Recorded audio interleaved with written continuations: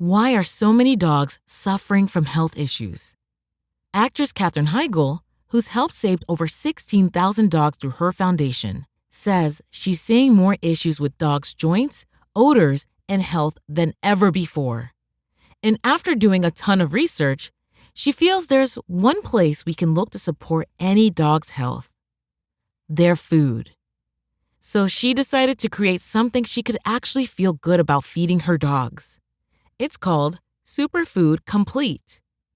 Superfood Complete is made with over 30 of the healthiest ingredients on the planet, including several superfoods vital to your dog's health.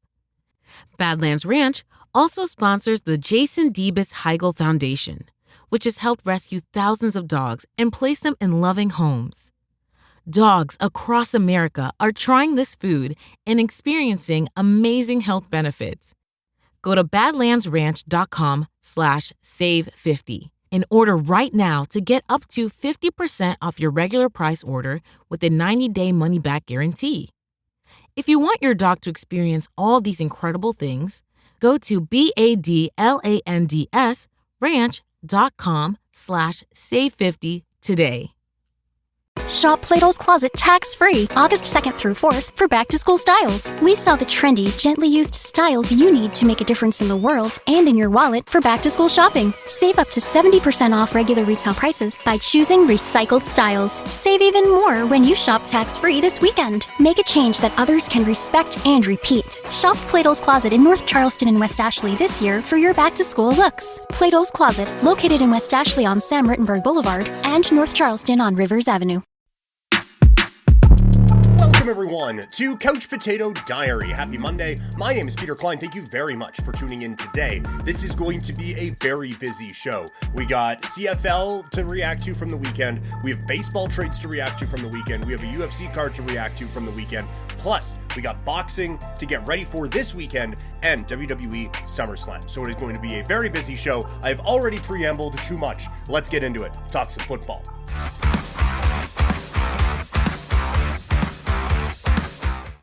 All right, Friday was all about looking at the Ultimate Fighting Championship, so we didn't get into a lot from the Canadian Football League.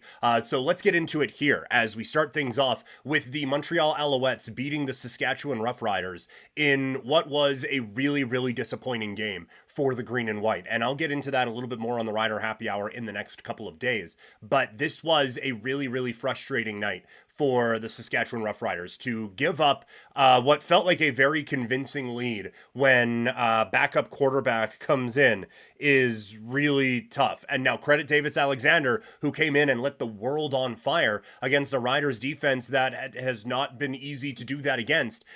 So credit him for what he was able to accomplish there. But this was a difficult game for Saskatchewan. It just felt like they couldn't stop any of the Montreal momentum. It was kind of like, to use the UFC example that we're going to use later, it was kind of like Leon Edwards not being able to get Bilal Muhammad off of him and have that be a real challenge. It just, as soon as that ball got moving, Saskatchewan just couldn't stop them defensively. And this is something that's come up for Saskatchewan a couple of times, where there was against McInnes and Vernon Adams, and now in this game here, where there's an obvious trend that is building, and Saskatchewan hasn't been able to really adjust to that necessarily. So that has been really frustrating for Saskatchewan. On the Montreal side, this is a sneaky big win. Ottawa is charging hard, and to be able to pick up a victory with Cody Fajardo out of the lineup is really impactful. And this kind of goes to show what I've been talking about with Montreal for a little bit. This is a beautifully built roster. They made some moves at the deadline last year to go out and acquire Sankey and really really solidify this defense. And with the weapons that have stepped up in Julian Grant and in Phil Pott and Speaker to a lesser extent, but Fletcher as well, you don't need to come in and be Nathan Rourke to just light the world on fire with this team. There are weapons that you can absolutely go to.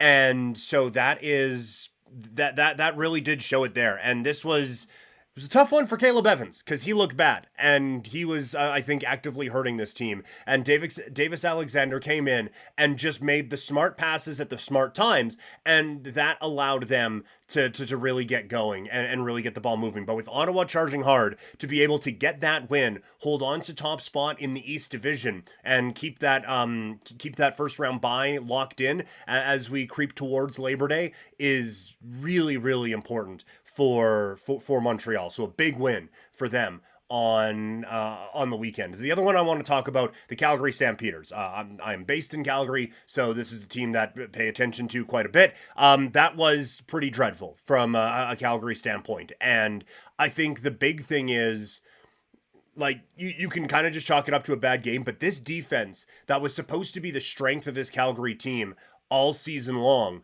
has not been there for this group, and that has been really, really disappointing. That the defense that was supposed to be the strength has ended up being the weakness. And now this one, it like everything just snowballed on this team. But Ottawa's defense is not one that you should only be giving up 6 points to. This should have been kind of like that shootout that Calgary and Ottawa had a season ago, where it was just like the ball was flying all over the place, and the ball was just kind of flying all over the place, and that became a real shootout and kind of the solidifying.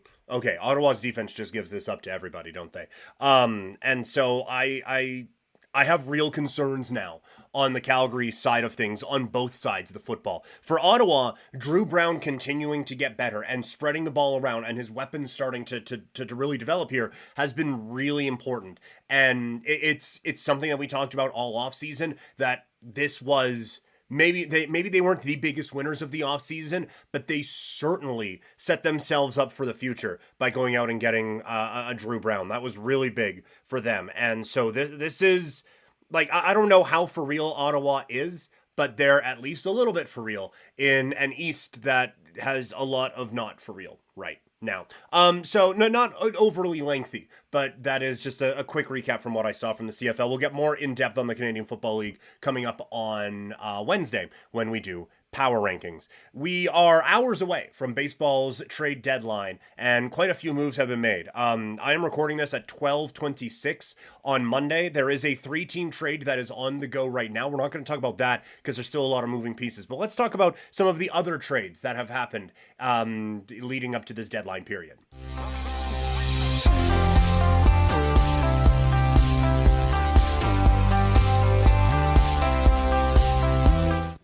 Baseball's trade deadline period is going off. As I'm recording this, there's a 3-team trade going on that is sending Michael Kopech to the Dodgers, a bunch of other pieces going a bunch of other places. It's still getting worked out as I'm recording this, so no reaction to that one. But a couple of the bigger trades that have happened over the last few days, and the big one involves the biggest team in the sport, and that is Jazz Chisholm going to the New York Yankees. And just initial reaction is this is the type of player that the Yankees need.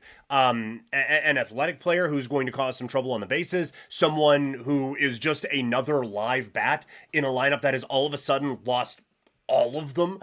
And so I think that he is a really interesting piece for this Yankee team, and can be a real, whether he is a table setter for Soto and Judge, whether he follows Judge and sets the table for the rest of the lineup and just kind of keeps the line moving a little bit. This is a type of a bat that this team needed. The issue, there isn't really an obvious fit for him positionally right now. They're not going to put him in left with Verdugo being kind of the defensive specialist guy.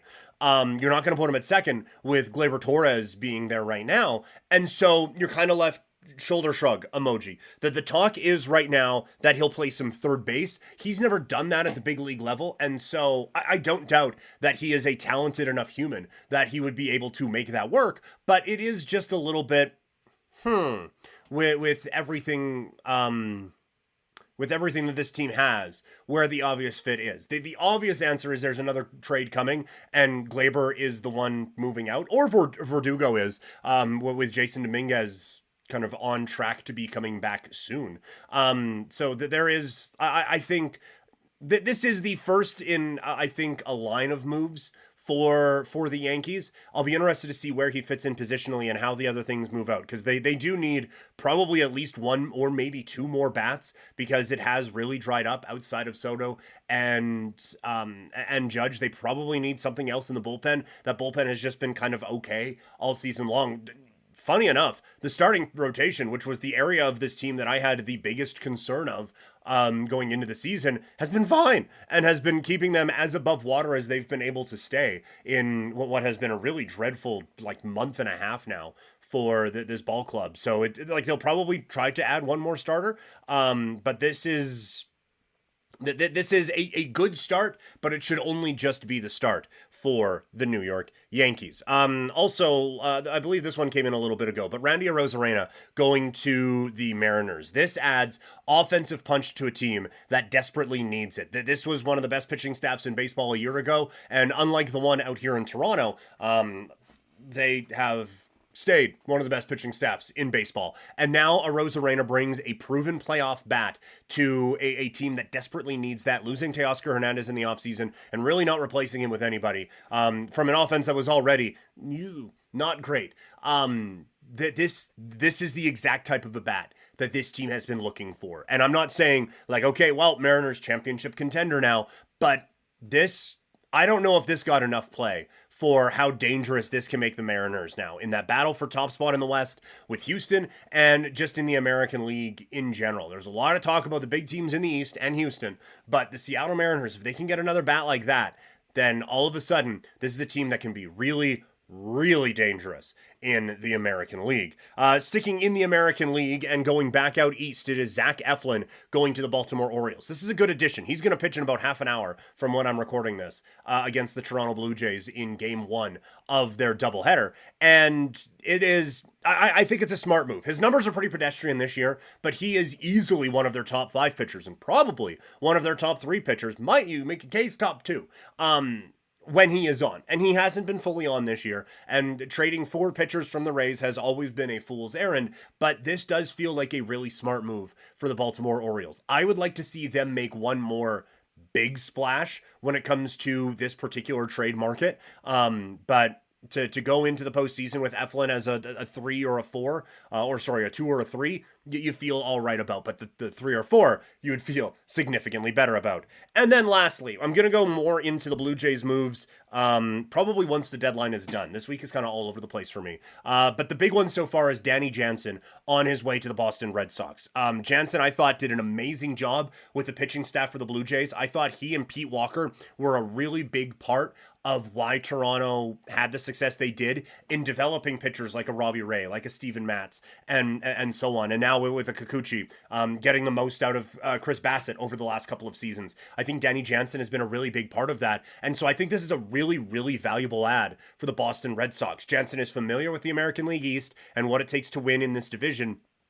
And I think he has a really underrated bat with had it with the Blue Jays because there were bigger names like Vladdy and with Bo. I think this is going to be a really sneaky good ad for the Boston Red Sox as they push toward a wild card spot in the American League. So we'll see what else happens in baseball's trade deadline, but I think we're in for a really fun finish to the season in Major League Baseball. Okay, let's continue on now by going into the fight game, as it is, it was, a very big weekend in the world of combat sports with UFC 304. Let's break it all down. Why are so many dogs suffering from health issues?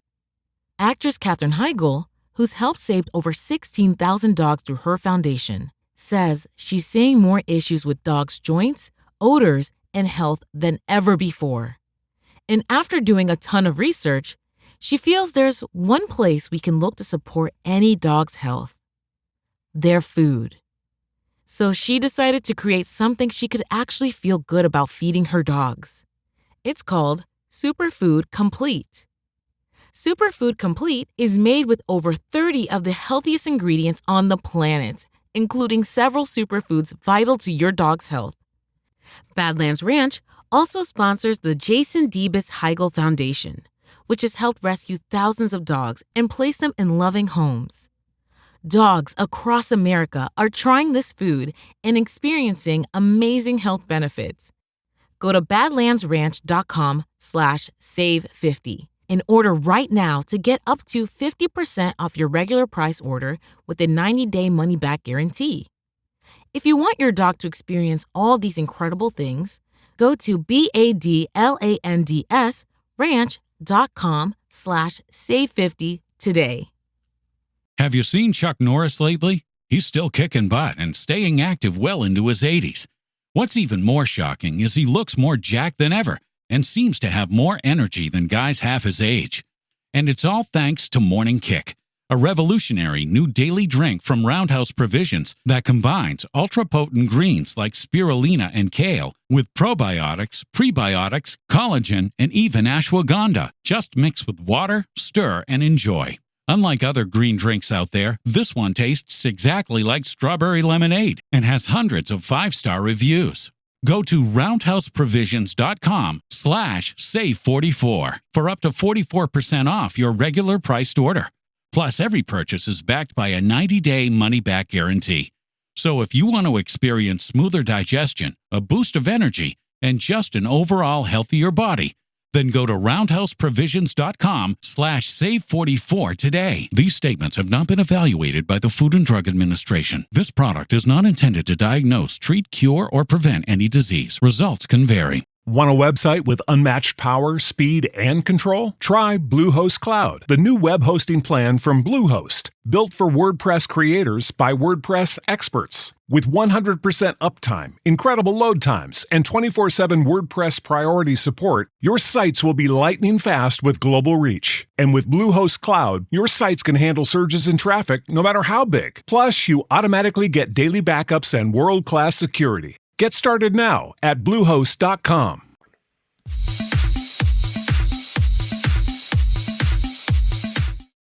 UFC 304 going down from London, England. In the main event, it was Belal Muhammad. Remember the name, with a performance you will never forget. A dominant victory over Leon Edwards. So let's get into that. I thought Muhammad fought the perfect fight on Saturday night, or early Sunday morning, and we'll get into that in a second. I thought he fought the perfect fight to win that championship. His hands were quick, they were improved, and that's part of a bigger story with Belal we'll get to in a second, but I think that really threw off Leon Edwards, the speed that his strikes were able to come with, and the precision that they had, and some of the power that they had behind him, and that set everything up. He strung together all of the elements of mixed martial arts so impressively, where he was able to get pressure off of his striking, relentless pressure that would back Edwards up into the fence. He gets the takedown, and he gets his control from there. He set up the takedowns beautifully. He strung everything together with his hands that set up the ground game, that set up him winning a championship. His control on the ground then was fantastic. I would have liked to have seen a few more threats, just personally, whether it was submission threats or a little bit more impactful ground and pound. But one thing that I think is lost on people when we talk about these, and it starts from the top with Dana White, to be able to hold down a championship level human for essentially 25 minutes, when they don't want to be held there, is really difficult to do and really impressive. And so for Belal Muhammad to just control this fight the way that he did was high level stuff and deserving of being the welterweight champion. The fact that he keeps improving is insane. He's 36 years old and he's getting better and better with each fight. And all of this, the long road that he has taken, I think has developed him into a really well-rounded mixed martial artist. There were times where he was probably deserving of this opportunity. I don't know if he has been as ready for this opportunity as he was Sunday morning in England at 5:30 a.m. I think that he should have been further in the line a number of different times, but I think that he really rounded out his game in this longer journey that got him to be a complete martial artist and now has led him to be a champion. On the other side, tough night for Leon Edwards. So much pressure on him going into your hometown as the champion with everything else that is going on. And I don't want to take anything away from Belal because it was a brilliant performance. I felt like Leon Edwards underestimated Bilal Muhammad in this one. I think you could see when he got punched a couple times, it was like, I wasn't, like, does not compute. I wasn't ready for this one. Why is that punching me? That wasn't supposed to be punching me. That was supposed to be trying to take me down. And so that, I think, kind of flustered Leon Edwards a little bit. And it also, I think, then led to a lot of his demise, because he's not circling the way you would from a regular striking threat. He's just backing into the fence and being taken down. And then when he is on the ground, he's not doing enough to disengage and get back to the area where he should have the greater approach on the feet, where, like I just said, he was getting tagged. And so maybe that just threw everything off. And he's like, well, I'm getting shit pumped here on the feet. That was supposed to be my area, so maybe I'll try to win it in his area here down on the ground. Like, maybe it just really flustered things with him for this particular fight. But he would get out from underneath Bilal, and it's like, okay, well, here we go. And then he would stay engaged in the clinch, and he's not hand fighting, and he's not doing any of the things that you need to do to get out of that situation into a spot that you would feel would be more advantageous for him. So I thought he fought a really poor fight. And I felt like he was maybe a little bit flustered in there with everything else that was going on around him. But the thing that I thought was really concerning, he didn't handle Bilal's forward pressure at all. And it was something that people are calling for Colby Covington to do in their fight a few months ago. And Colby didn't use his traditional forward pressure. And now you're wondering, like, if he did, would he have been champion? Now, part of that Leon Edwards striking kept Colby at a bit of a distance. And Bilal was like, fuck it, man. This is my only chance to win the welterweight championship. At 36 years old, with the route they made me take to get here anyway, I am not John Finching myself. So if I gotta eat a couple punches to the face, my guy, I am eating a couple punches to the face, and I am walking through that. And so I thought the level of urgency and desperation was more so on the side of the challenger than it was on the champion. And I think that, again, threw Leon Edwards off a little bit and just had him fighting a real ineffective fight. And I understand we all romanticize John Jones, where, oh my God, he went out there and he struck with the striker, and he went out there and grappled with the grappler, and he beat all these guys at their best game. And yes, that is some high level shit. And I feel like Leon Edwards tried to do that a couple of times. In the Colby fight, he tried to do some wrestling. And in the Bilal Muhammad fight here, he tried to do some wrestling. And I think that kind of overtook the better judgment of him just having the advantage on the feet and really trying to solidify that advantage. And it just didn't really work for him on this night. I still think Leon Edwards is a very good fighter and a championship level fighter. I just think this was a bad night for him and a great night for Bilal Muhammad, who again, 100% deserves all the flowers that he is getting. In the co-main event, Tom Aspinall continues to get the job done with his fight-altering power, knocking out Curtis Blades, technically, in exactly 1 minute's time. That power is otherworldly, man. Like, this is the second time where it looks like it is a glancing blow, and it either...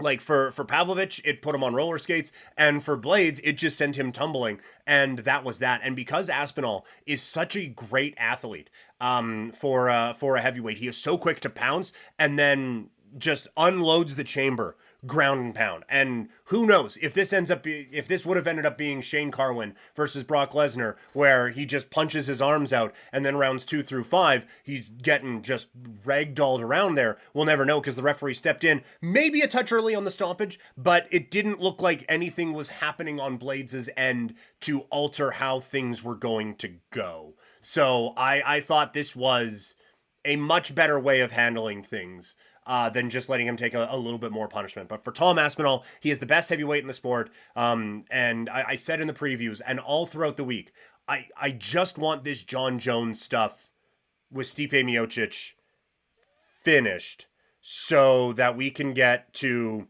like, the actual fun stuff in the heavyweight division and give Tom Aspinall the platform that he deserves.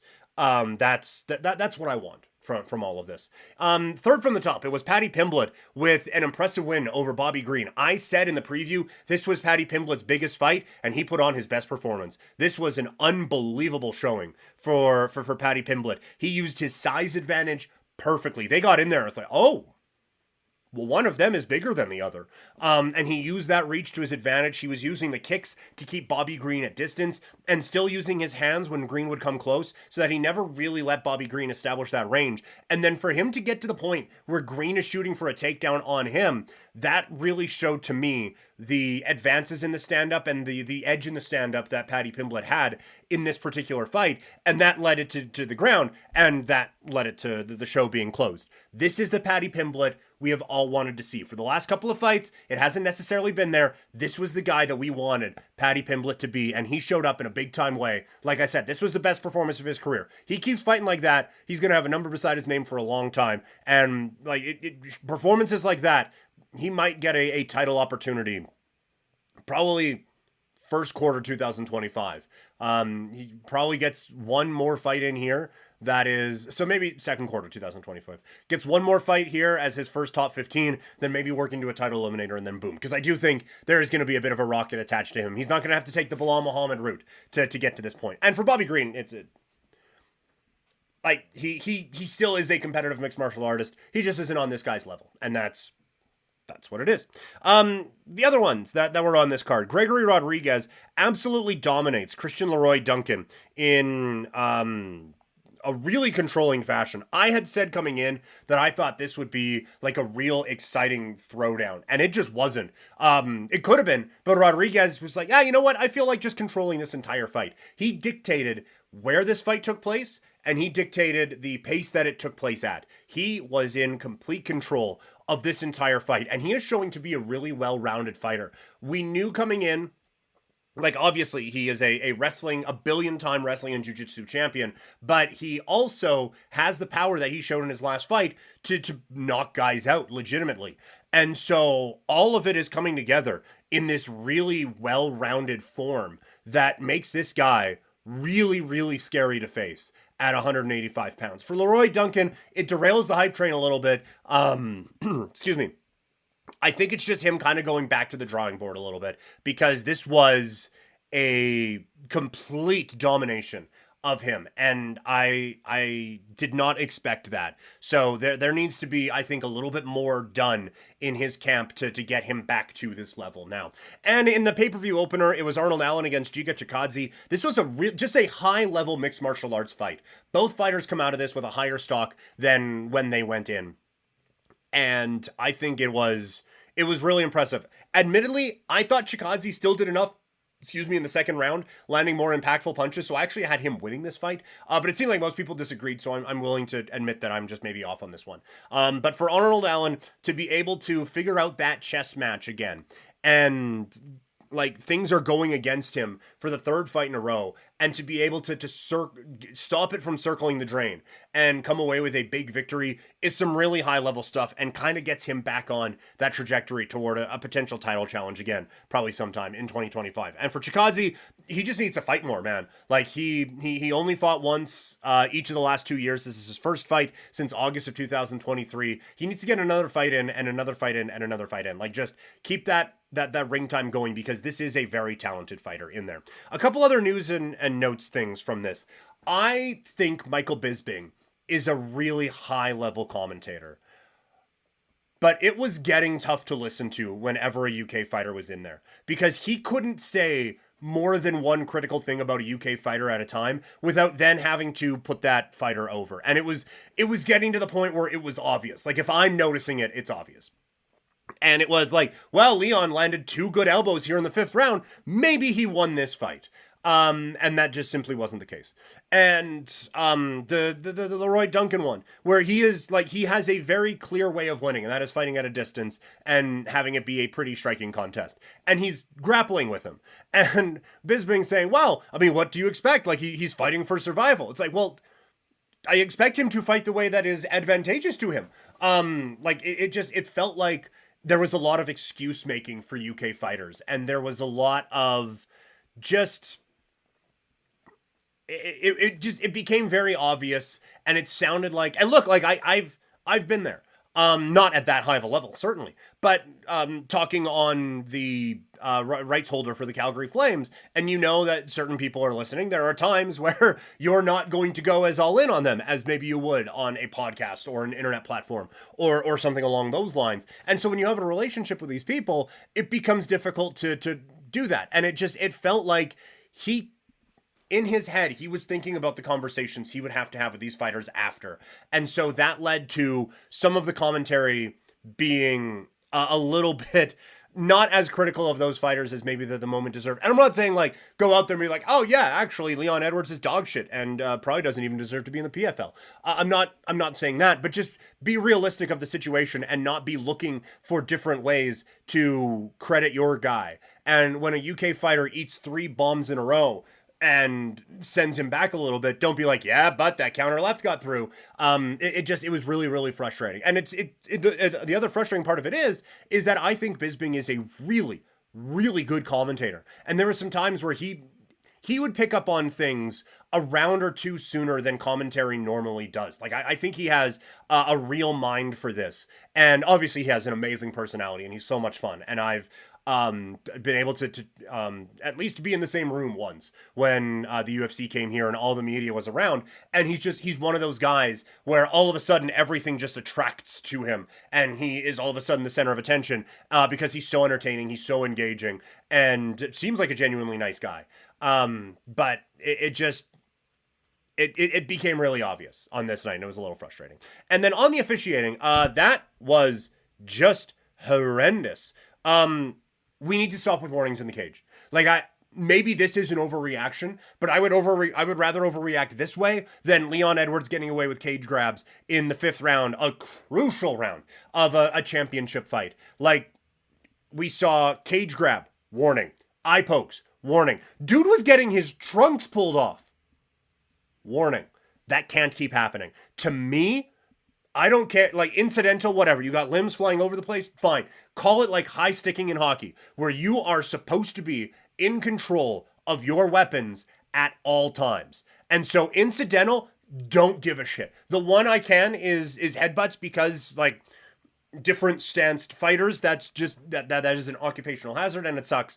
So the headbutts, I will grant you. But eye pokes, it's 2024, man. We know. Like, you're not supposed to lead like this with your hands pointed straight out, guys, right? That's you're not supposed to be a thing. When you're doing a leg kick, don't hit them in the balls. When you're getting taken down, don't grab the fence. We've known this for forever. These aren't new rules that you are implementing. These have been for forever. And so to me, your last warning is the one you get in the back, or if you're doing the main event with Bruce Buffer's mic in the face of the official. That's the last warning you get.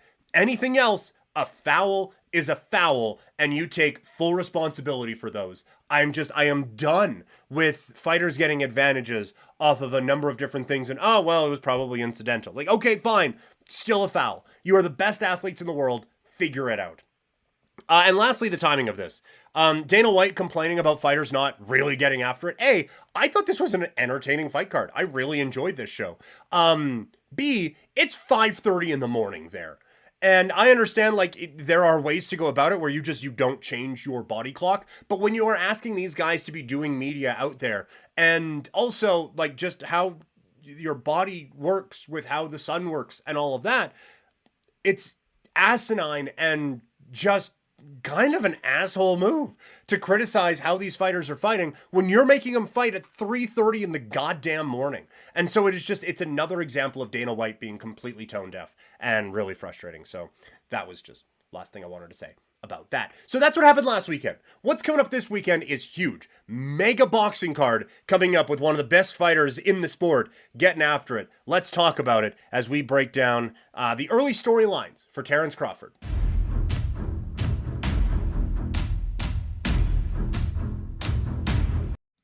One of boxing's best is back in the ring this weekend as Terrance Crawford makes his return to boxing with a lot of interesting implications around it. Let's talk about it. The biggest story here is Terrance Crawford is back off of one of the best performances a boxer has had in a really long time. 2 pound for pound, top at minimum 10, definitely 7, probably 5 fighters facing each other, and he whooped Errol Spence's ass. Just complete domination of one of the best fighters in the sport and one of the best fighters at the weight that he is going to be fighting at. When you have all of that going on, it might be pretty easy to then go, yeah, I got this for this next fight here against Madrimov. He cannot do that.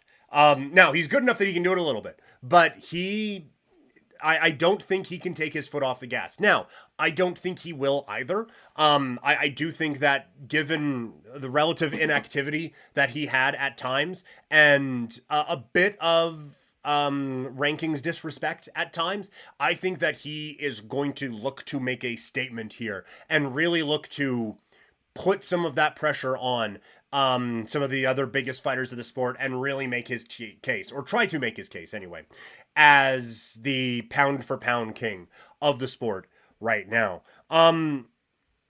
It's interesting because I have come in here being like, oh yeah, this is the Crawford fight, and barely mentioned the opponent. And I'm still going to continue that because so much of the focus going into this fight is what is next. There was already talk of Canelo Alvarez stepping in. We're already looking at, okay, would there be another Errol Spence rematch? What do you do after this fight? A lot of people are already putting a little green dot by him on Boxing Rec and saying, all right, this is a win. What's next?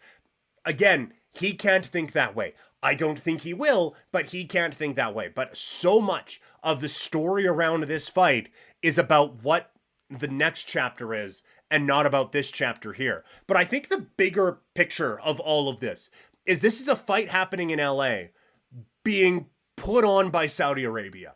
And it is objectively a stacked card. One of the most stacked cards in the history of the sport. This isn't just big name at the top and then local bar fighter versus local bar fighter in the co-main event. This is not top to bottom, but as close to top to bottom as we have ever seen in the sport of boxing. And this has been a real, I think, shift in how people view Saudi influence in boxing. And I have come on here and we've talked about it with WWE and a little bit here, where it has gone from, I'm not even covering that, to, all right, it's too important to not cover, but it feels icky, to now people are like, well, with the Saudis here, maybe we get this fight, maybe we get this fight, maybe we get this fight. It has allowed boxing fans to dream of everything that is possible, but it is also everything that everyone warned us about when it came to sport washing, where all of a sudden, this is not the mean Saudi Arabia who is literally killing people for what they are saying on social media and restricting a number of human rights in their country for people who live in their country. You go visit there, you're fine. But for actual people who live in that country, it's not great if you want to say literally anything against the government that's in charge there.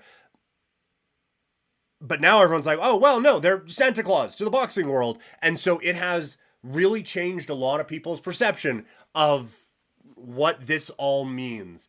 And I think that is a really, really interesting switch, and one that these guys have been kind of looking for a long time. This is what they got. And now, but at the same time, like you're looking at, like, yeah, every fight now is possible because these guys have absolutely just exploded any, pardon the pun, they have just absolutely taken away any issues of promotions, of networks, of ranking, of whatever. They've just come in and be like, no, this fight's happening.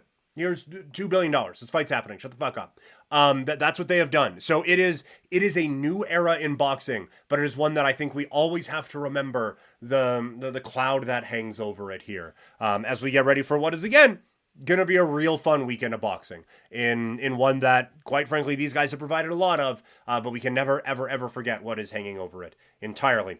That is what's going on in the boxing side. In the world of professional wrestling, they have their biggest party of the summer, as it is SummerSlam coming up this weekend. Here are some of the early things that I'm looking for heading into that particular PLE. It is SummerSlam week as we get ready for one of the WWE's big events of the year and the first major event since WrestleMania. So where are we at? I think the WWE is building at a really good time. I think that they used the first couple of months post WrestleMania to be like, look, A, we know there's probably going to be a lull anyway, but B, we are going to some amazing crowds. We have a guy who is red hot as our champion. And so we can afford to maybe play around with a few things. And so they have, I think, built up Gunther tremendously. I think they have really built things up with Damian Priest. All right, that one's hasn't been perfect, but it's been fine. They have really invested in this Bloodline 2.0 with Solo Sikoa and all of that. They have used these last few months to build up, and now a lot of it is crescendoing here at SummerSlam. Priest versus Gunther, I thought they heated that one up really, really quickly. And for one that kind of felt like, well, this is like a mandatory challenge in boxing, they have built it now into a really, really compelling story.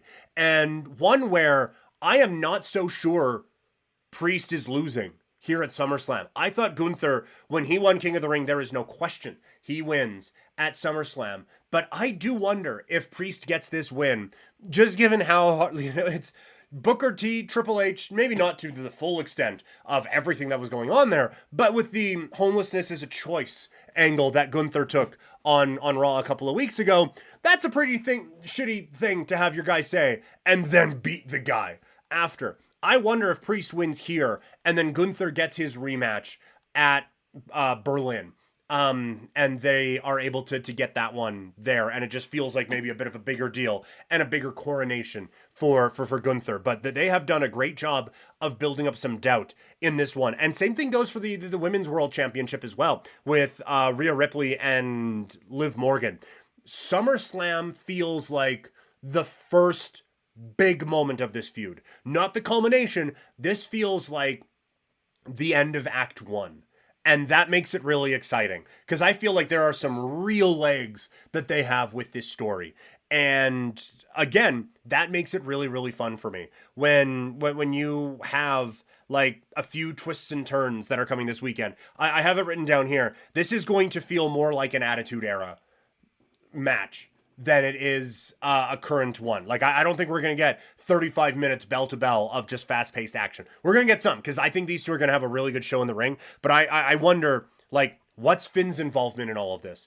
Is Dom really on Rhea Ripley's side? I think this is kind of the real big blow that kind of fractures Judgment Day up a little bit more here. And so that...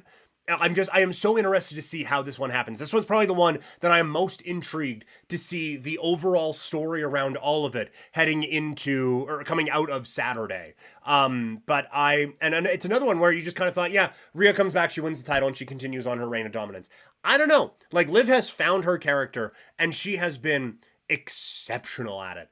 And I think that, like, it just, like I said, it feels like the end of Act 1 and something they can really build on into the future. And like, same with Solo and Cody. Maybe not necessarily Act 1, but this feels like it'll be a bit more Attitude Era-ish. And I do think that, like, a lot of people are anticipating Roman's coming back. I would anticipate that as well. And that kind of leads into the start of this whole big Bloodline Civil War Part 2 sort of a thing. But I think the last few weeks they've done a really good job of making the Bloodline feel unbeatable again. Like I said earlier, I would have liked to have seen more in-ring dominance, have Solo go out there and just kick the shit out of random jobber X, like just beat Baron Corbin every week. Have him go out there and do that.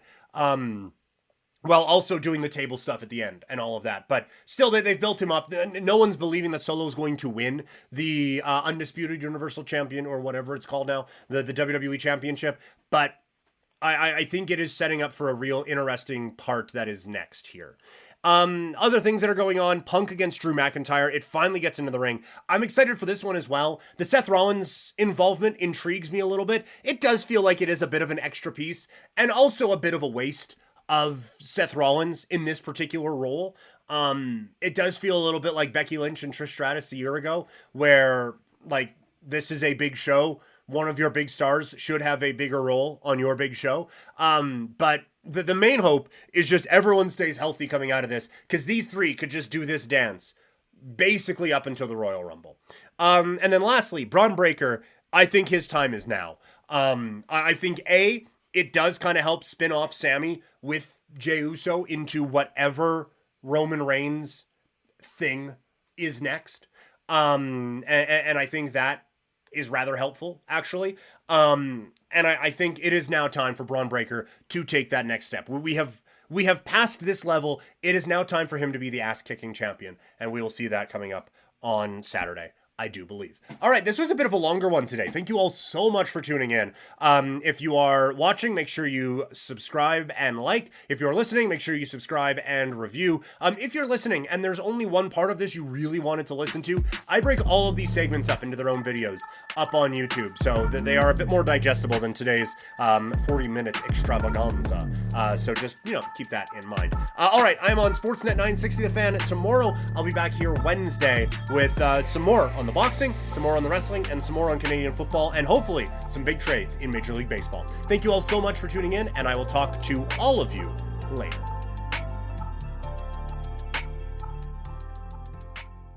Want a website with unmatched power, speed, and control? Try Bluehost Cloud, the new web hosting plan from Bluehost, built for WordPress creators by WordPress experts. With 100% uptime, incredible load times, and 24/7 WordPress priority support, your sites will be lightning fast with global reach. And with Bluehost Cloud, your sites can handle surges in traffic no matter how big. Plus, you automatically get daily backups and world-class security. Get started now at Bluehost.com.